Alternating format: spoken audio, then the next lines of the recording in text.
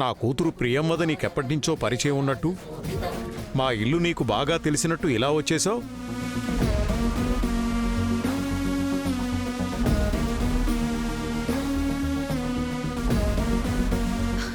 ఎప్పటినుంచో ఏం లేదు నాన్న, ఈ మధ్య నుండే తెలుసు.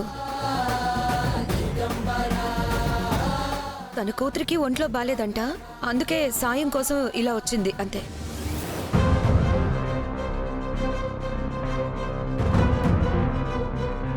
కానీ ఆవిడ మాత్రం అతను నన్ను చంపేసేలా ఉన్నాడు, మీరే నన్ను కాపాడాలి అని అన్నట్టుంది. ఈ చిన్నన్నయ్య ఒకడు కోర్టులో లాజికల్ మాట్లాడి ఇంట్లో కూడా అదే అలవాటైపోయింది. ఛ! అలా అనలేదన్నయ్య, నా కూతురు చనిపోయేలా ఉంది, మీరే కాపాడండి అని అడిగింది. మీకు వేరేలా వినిపించినట్టుంది అంతే.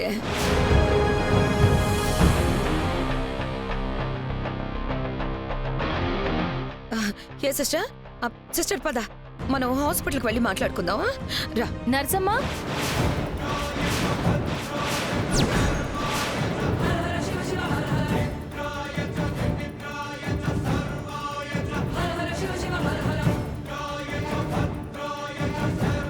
ఆగు ఆగు. ఎవరు తను? అదేం మాట్లాడినా నువ్వు నోరు తెరవక, అదెవరో నీకు తెలియనట్టే ఉండవు, అర్థమైందా? శ్రీలక్ష్మి, ఆవిడెవరో నీకు తెలుసా? తెలుసు పెద్దయ్యా. ఇంతకు ముందు కూడా ఇలానే మన ఇంటి బయట అమ్మగారిని కలిసి డబ్బులు తీసుకెళ్ళింది.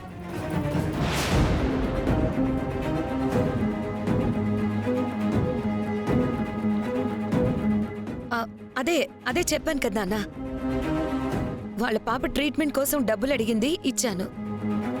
ఇప్పుడు కూడా అందుకే వచ్చింది. ఇదేం పెద్ద విషయం కాదులేండి నాన్న, నేను చూసుకుంటాను. పద. ఆగండి అమ్మగారు. కానీ ఆ రోజు మీ ఇద్దరు మాటల్ని బట్టి చూస్తే మీరు తనకి సాయం చేసినట్టు కాకుండా తనకి భయపడే డబ్బులు ఇచ్చినట్టు అనిపించింది.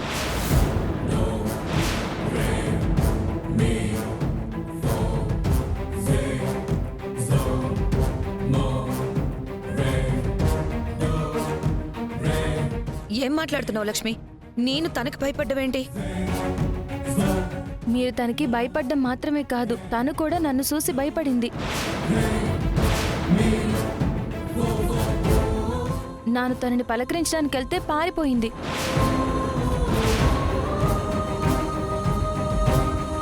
పారిపోయిందా? మొదటిసారి చూసినప్పుడు పారిపోయింది పెద్దయ్యా.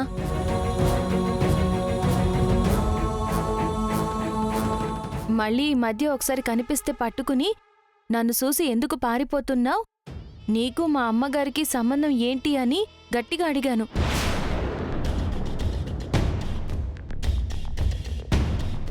నీకు మా ప్రియంవద అమ్మగారికి ఏంటి సంబంధం? మర్యాదగా చెప్పు, లేదంటే పోలీసులకి అప్పగించాల్సి వస్తుంది. చిన్న పాపకి ప్రియంవదకి సంబంధించిన విషయం. ఏదో పాప పాప అని చెప్తూ నన్ను నెట్టేసి పారిపోయింది.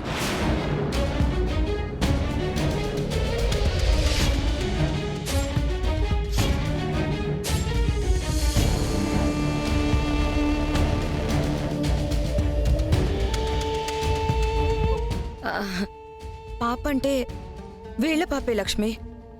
తనకి హెల్త్ బాలేదని చెప్తున్నాను కదా. వాళ్ల పాప గురించి లక్ష్మికి చెప్పడానికి భయం ఎందుకు?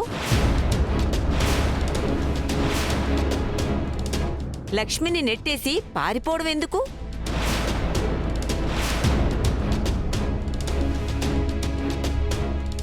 అసలు నీ ఖర్చులకి నా దగ్గర డబ్బులు తీసుకునే నువ్వు ఇంకొకరి కష్టాలు తీర్చడం కోసం డబ్బులివ్వడం ఏంటి ప్రియంవదా?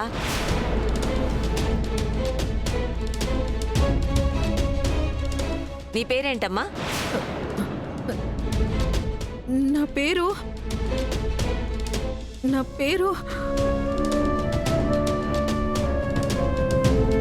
పేరు చెప్పడానికే తడబడుతున్నావంటే మీరేదో తప్పు చేస్తున్నారని అర్థం అవుతోంది.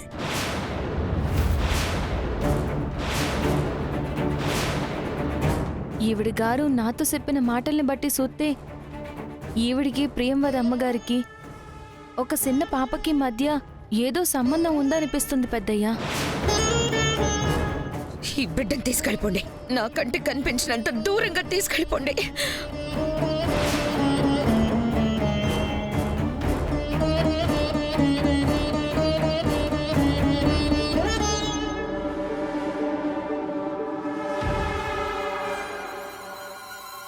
చూడమ్మా, నువ్వెవరో మాకు తెలీదు. నీకు మా ప్రియమదికి మధ్యలో ఏం జరుగుతుందో తెలీదు. కానీ ఏదో తప్పు జరుగుతోందని మాత్రం తెలుస్తోంది. ఏం జరుగుతోంది? హా, మీరంటున్నట్టు ఏ తప్పు జరగట్లేదు నాన్న. ఏ తప్పు జరగకపోతే ఆవిడి గారు నిన్ను ఇంటి బయట కలవాల్సిన అవసరం ఏముంది?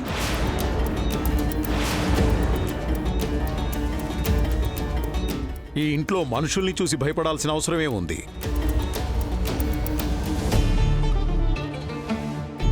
అంతగా డబ్బు అవసరమైతే నన్ను అడగొచ్చు, మీ అమ్మని అడగొచ్చు, మీ అన్నయ్యల్ని అడగొచ్చు. మమ్మల్ని కాదని నిన్ను మాత్రమే ఎందుకు అడుగుతోంది?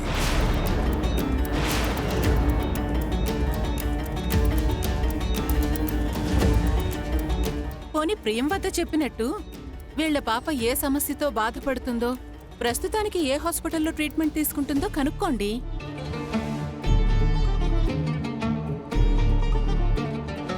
అప్పుడు వీళ్ళు చెప్తుంది నిజమో కాదో తెలుస్తుంది కదా.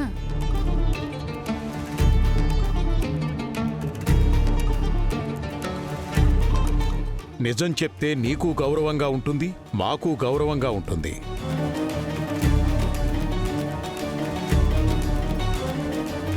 లేదంటే పోలీసుల్ని పిలిపించాల్సి వస్తుంది.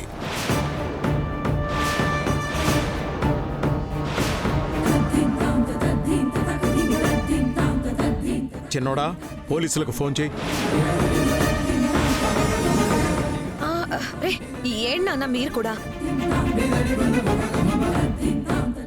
నిజంగా ఏదైనా ఉంటే నేను మీ దగ్గర దాయను కదా.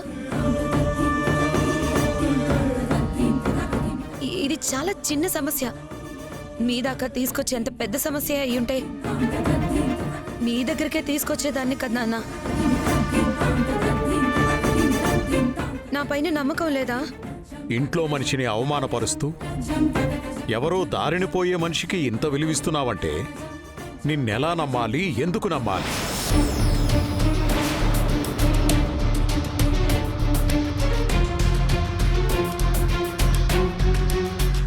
నువ్వు కాసేపు నోరు మూసుకునుండు.